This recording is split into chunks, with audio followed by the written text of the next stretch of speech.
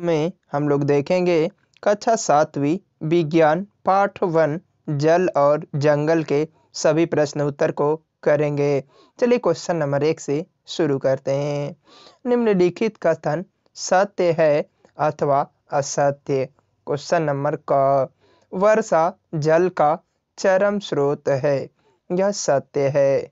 Question number ख नदियों का जल खेतों में सिंचाई का एकमात्र साधन है, यह असत्य है क्योंकि नदी से ही सिर्फ सिंचाई नहीं की जाती है, सिंचाई करने के और भी कई साधन है। क्वेश्चन नंबर ग जल की कमी का समस्या केवल ग्रामीण क्षेत्र के निवासी करते हैं, यह भी असत्य है क्योंकि जल की कमी जो है सिर्फ ग्रामीण क्षेत्र में ही नहीं है, अन्य क्षेत्र में भी है। क्वेश्चन नंबर 2 रिक्त स्थानों की पूर्ति कीजिए। क्वेश्चन नंबर क भौम जल प्राप्त करने के लिए खाली स्थान तथा खाली स्थान का उपयोग होता है। इसका उत्तर में लिखेंगे कि जल और वाष्प का उपयोग होता है। क्वेश्चन नंबर ख जल की 3 अवस्थाएं खाली स्थान और होती है। जल की 3 अवस्थाएं बर्फ, जल और वायु होती है, या इसके जगह पर हम जल की 3 अवस्था में ठोस, द्रव, गैस भी भर सकते हैं। क्वेश्चन नंबर ग भूमि की जल धारण करने वाली परत खाली स्थान कहलाती है। इसका उत्तर में लिखेंगे कि भौम जल स्तर कहलाती है। क्वेश्चन नंबर घ वन शुद्ध करते हैं और खाली स्थान को। इसका उत्तर में हम लोग लिखेंगे कि जल और वायु को। क्वेश्चन नंबर अंग वन में छायावान पत्तियां और जंतुओं को समृद्ध करते हैं। इसका उत्तर में लिखेंगे कि मृदा को समृद्ध करते हैं। क्वेश्चन नंबर 4 सूक्ष्म जीव द्वारा मृत पादपों पर क्रिया करने से खाली स्थान बनता है, ह्यूमन्स बनता है। क्वेश्चन नंबर 3 समझाइए कि भौम जल की पुनः पूर्ति किस प्रकार होती है। इसका उत्तर में हम लोग लिखेंगे कि जब वर्षा होती है तो वर्षा का पानी पृथ्वी पर गिरता है, जल पृथ्वी पर बने गड्ढे, तालाबों, नदियों में जमा होता है और धीरे धीरे रिसकर पृथ्वी के नीचे गड्ढों में जमा होता है और भूमि के अंदर जल के रिसाव को अंतःस्यंदन कहते हैं। अंतःस्यंदन की क्रिया धीरे धीरे होती है। खेतों का पानी का रिसाव भी जमीन के अंदर होता है। इस प्रक्रिया को कारण भौम जल की पुनः पूर्ति होती है। क्वेश्चन नंबर 4 भौम जल के स्तर को नीचे गिरने के लिए उत्तरदायी कारकों को समझाइए। इसका उत्तर में लिखेंगे कि ये बात सच है कि आज के दिनों में भौम जल स्तर नीचे गिर गया है और नीचे गिरता चला जा रहा है। इसका मुख्य कारण वनों की कटाई और वनों की कटाई से वर्षा कम होती है और भौम जल को पुनः आपूर्ति नहीं हो पाती है। दूसरा कारण औद्योगिकरण, जिसके कारण कल कारखानों में भूमि जल का उपयोग अधिक होना, साथ ही साथ वायुमंडल प्रदूषित, सड़कों का निर्माण अधिकाधिक होना, जिससे जल का रिसाव पृथ्वी के अंदर रुक जाता है। सिंचाई के लिए भौम जल का प्रयोग होना, जल की वर्षा जिससे ज्यादा जलवाष्प बन जाते हैं, तालाबों को खेतों में बदलना, जिसके कारण पानी का जमाव नहीं हो पाता है। ये सब कारण से भौम जल का स्तर नीचे गिर रहा है।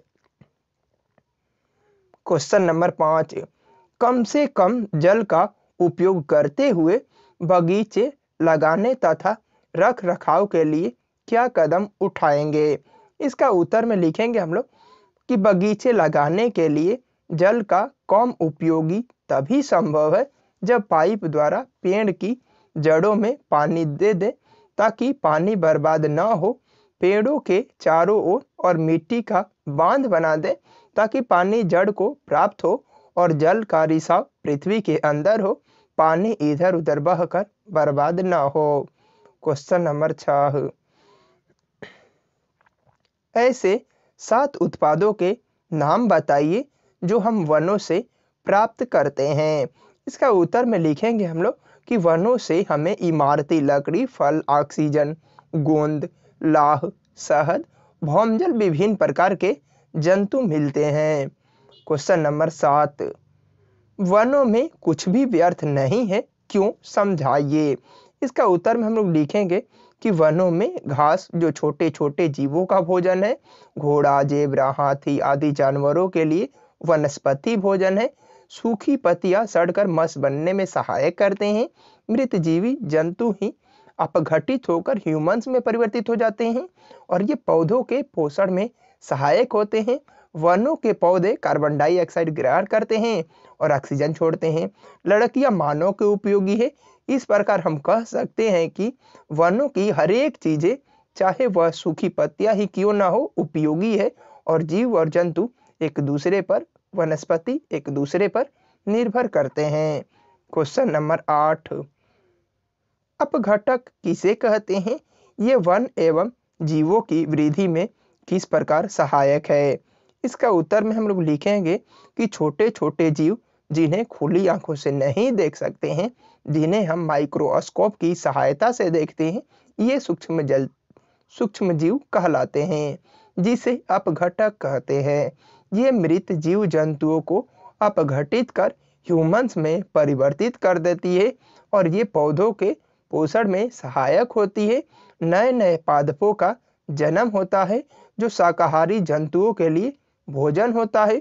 मांसाहारी जीव को लाभ होता है, अतः जीवों की वृद्धि में सहायक होता है। क्वेश्चन नंबर 9, ऑक्सीजन तथा कार्बन डाइऑक्साइड का संतुलन बनाए रखने में वन के योगदान को समझाइए।